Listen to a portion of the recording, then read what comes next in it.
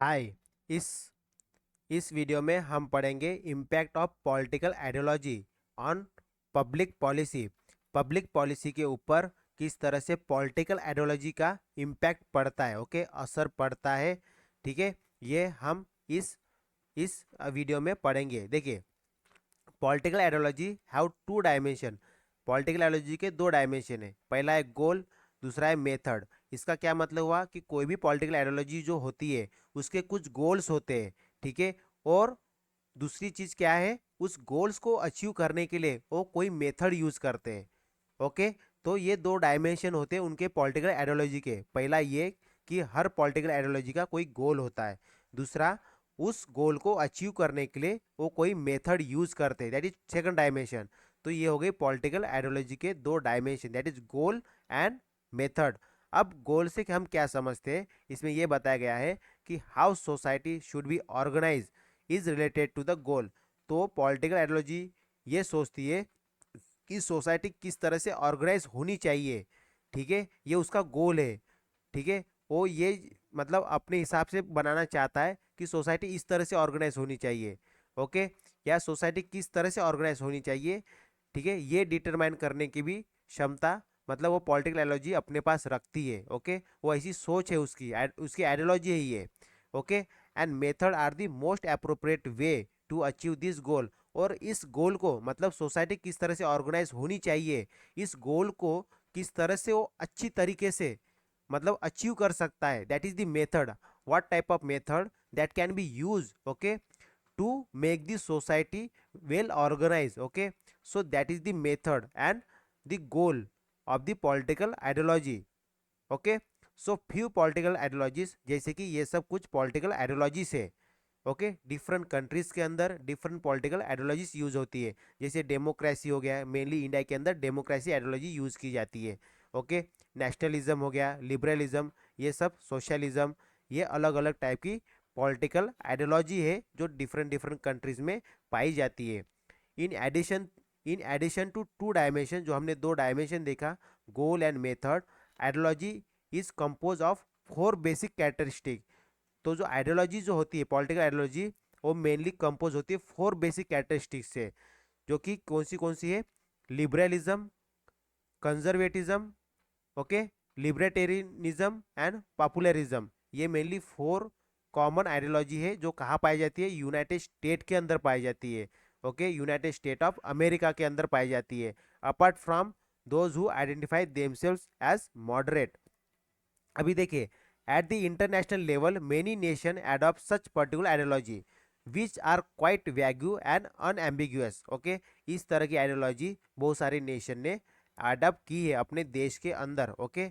और ये क्या है, अनएम्बिगुअस है, okay. But this ideology carry an appeal to the hurt and head and thus help them to secure their desired objective in international relations, okay. So these ambiguous ideology are refer to the ideology of anti-imperialism, since most nation in the world seek to denounce action of their opposition nations is imperialistic, okay, imperialistic actions। तो ये जो ideology जो है ये क्यों use की गई है, so that they can be apart from the मतलब they can be anti imperialism, okay, they can be avoid the imperialism। अब देखिए, three vague and so called ambiguous ideology are, ये तीन आइडियोलॉजी है जो कि क्या है, एम्बिग्यूअस है, ठीक है, जो कि बहुत प्रचलन में है मेनली, ओके। वैग्यू मतलब प्रचलन में है, मतलब काफ़ी कॉमन है ये, ओके, काफ़ी देश इसको एडॉप्ट किए इसको, ओके। एंड इसके अंदर क्या है, ये एम्बिग्यूअस है ideology, okay, so called ambiguous ideology है, okay.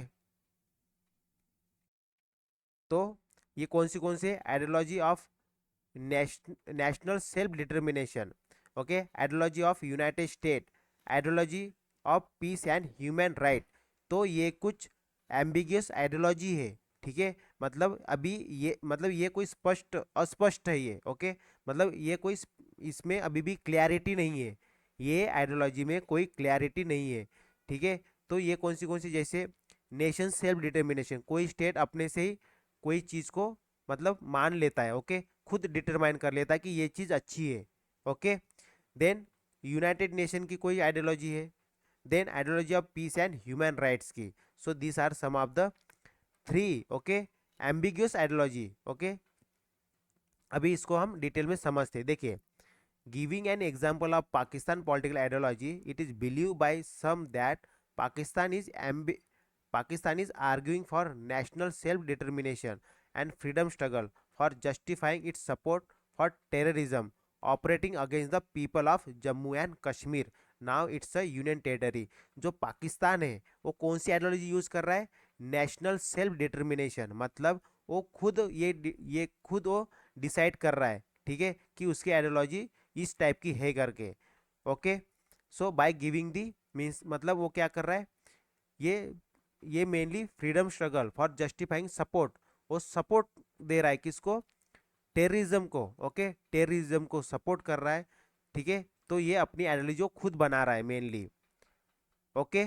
So it however use anti Talibanism for justifying its policy of supporting US action in Afghanistan which also involves its decision to provide military support to the US operational in Afghanistan.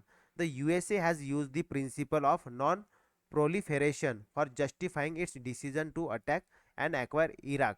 तो देखिए इसमें क्या बताना चाह रहा है mainly कि हम क्या देख रहे हैं कि थ्री वैल्यूज, मतलब ऐसी तीन ऐसी आइडियोलॉजी जो है जो बहुत ज़्यादा प्रचलन में है, उसमें क्या है वो अस्पष्ट नहीं है, मतलब वो अस्पष्ट है, जिसमें एक है national self determination, okay, and that, okay, ये आइडियोलॉजी कौन यूज कर रहा है? पाकिस्तान यूज कर रहा है, okay.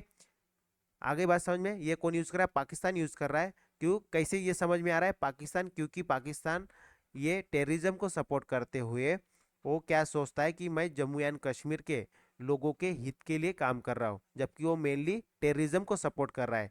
Same way USA, okay, same way USA के साथ सपोर्ट करके, क्योंकि यूएसए ने क्या किया था? अफगानिस्तान, मतलब अफगानिस्तान में अपनी मिलिट्री को भेजा था, ओके।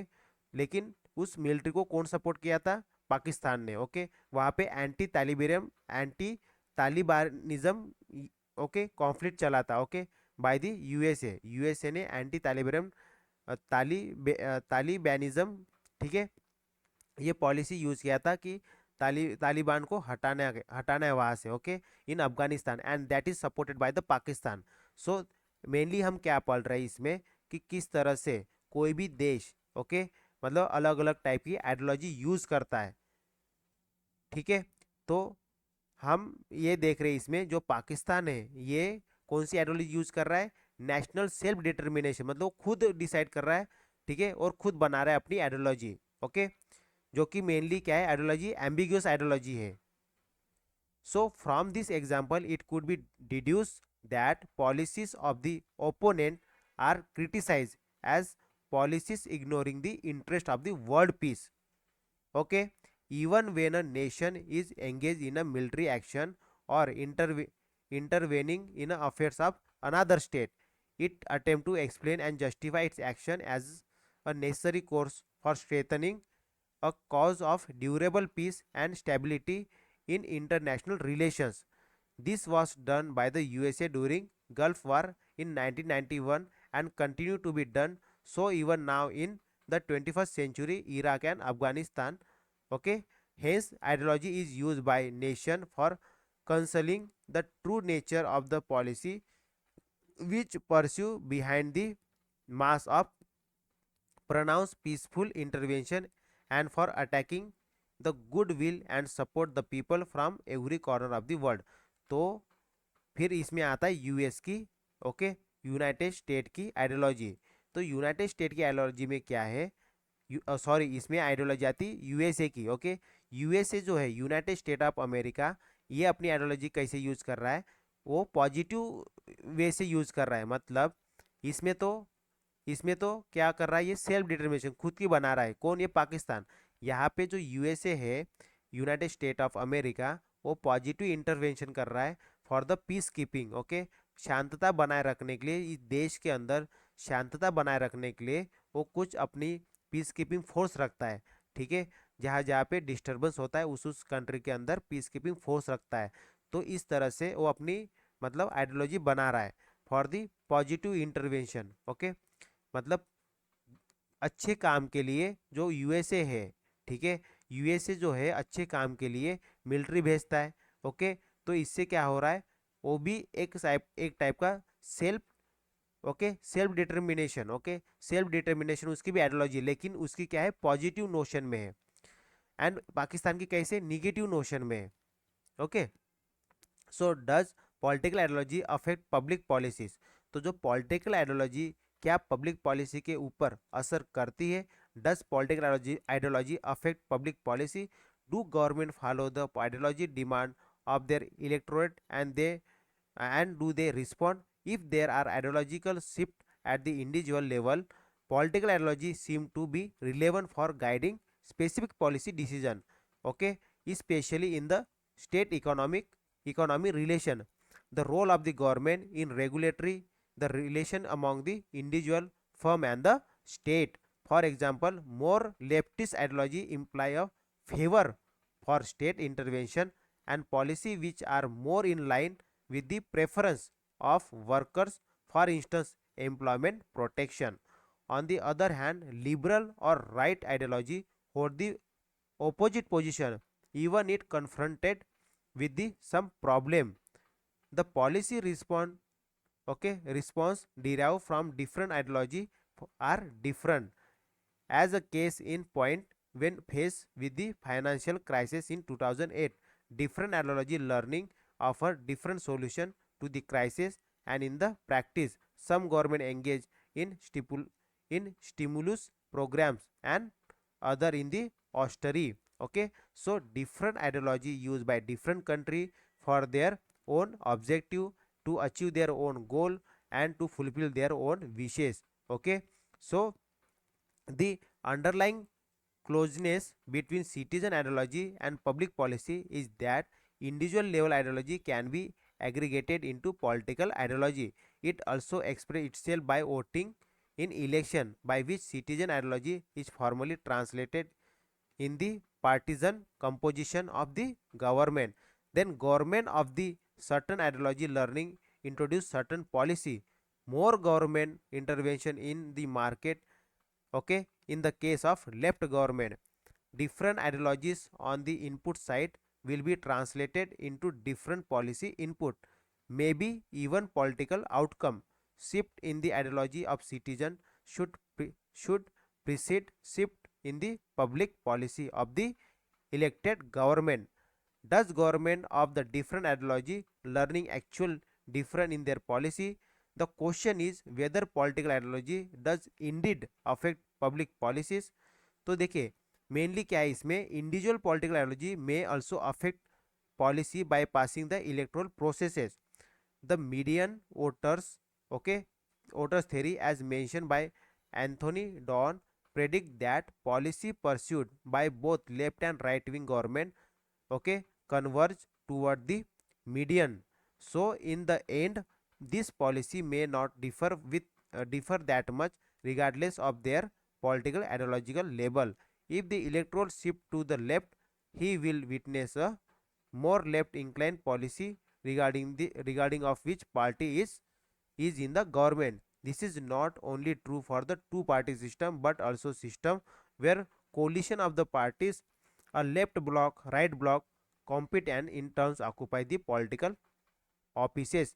तो इसमें मेनली क्या बताया गया है कि किस तरह से एक पॉलिटिकल आइडियोलॉजी, ठीक है, इंडिविजुअल आइडियोलॉजी के भी ऊपर होती है। मतलब अगर कोई वोटर से उसकी कोई आइडियोलॉजी है, ठीक है, और मान लीजिए वो किसी पॉलिटिकल आइडियोलॉजी को वोट करता है, ठीक है, तो इसका मतलब क्या हो गया कि मेनली जो पॉलिटिकल आइडियोलॉजी रहेगी, जो पावर में आएगी, ठीक है, वो अपने हिसाब से, अपनी आइडियोलॉजी के हिसाब से वो क्या करेगी, पॉलिसी बनाएगी। ठीक है, तो इसमें ये बताया गया है मेनली कि जो पॉलिटिकल आइडियोलॉजी जो होती है वो पॉलिसी के ऊपर असर करती है। ओके, देश के अंदर, ओके, मतलब देश की जो पॉलिसी है, स्टेट की जो पॉलिसी है, okay, that will be influence by the political ideology that is in the power. Okay, so this is all about the impact, okay, impact of the political ideology on the public policy. तो किस तरह से public policy के ऊपर किस तरह से political ideology का असर पड़ता है, ये हमने इस वीडियो में जाना by using the example of the Pakistan. Pakistan में किस तरह से पॉलिटिकल आइडियोलॉजी है, यूएसए हो गया, और ऐसे बहुत सारे देश है जो मेनली यूज करते हैं अपनी अपनी political ideology in the making of the public policies. ठीक है, तो ये different type of political ideologies होती है डिफरेंट कंट्रीज के अंदर, और ये अलग अलग इनके डायमेंशंस होते हैं, जिसमें मैंने गोल एंड मेथड, ठीक है, इसको अच्छे से भी समझाया है। ठीक है, कोई भी पॉलिटिकल आइडियोलॉजी हो जिसके दो डायमेंशन तो होते ही होते हैं, एक तो गोल होता है और मेथड होता है। आइडियोलॉजी है, इसका मतलब कोई गोल है, तो उस गोल को अचीव करने के लिए वो कोई ना कोई मेथड यूज करता है। Okay, and normally there are 4 type of that is political ideology, okay, liberalism, conservatism, libertarianism and popularism, okay। तो इस तरह से अलग अलग स्टेट इनमें से कोई भी पॉलिटिकल आइडियोलॉजी यूज करता है। ठीक है, और ये कुछ एम्बिग्यूअस, मतलब अभी तक सेल मतलब ये पूरी तरह से डिफाइन नहीं है, okay, not clearly defined this ideologies, okay, that also use by the different states, जैसे कि हमने पाकिस्तान का एग्जाम लिया है, ओके, एग्जाम्पल लिया है। So this is all about the impact of the political ideology on the policy, okay, public policy.